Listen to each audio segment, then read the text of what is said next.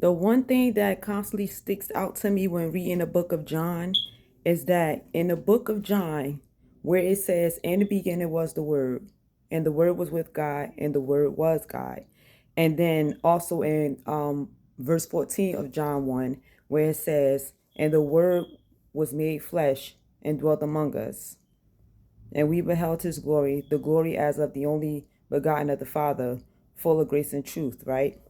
So in that book of John where it says that, what I noticed that only in that book does Jesus constantly say his word is not his doctrine is not his. I do not speak of myself. The Father gives me what to say and what to speak.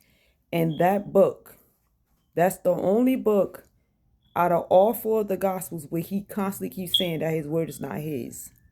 That is something that just keeps bugging me because I keep thinking, why is it that in the book of John, where it says that the word was made flesh, that the word was with God and the word was God, but in that book he keeps saying, my word is not mine, my sayings is not mine, my doctrine is not mine. Then he talks about God's commandments. He gives him what to say, he gives him what to speak, and as the Father um speaks, so he speaks. Wherever the Father commands him to speak, he speaks. That is like really, it's just bugging me because I'm like, it has to be something other than what everyone is saying, what everyone is teaching. Jesus keeps saying, my words are not mine. Why does he keep saying that? And then in John 17, he says, I have given them the words that you have given me. As he was praying to the Father, he says, I have given them the words that you have given me. So we see right there that God gave him the words to speak.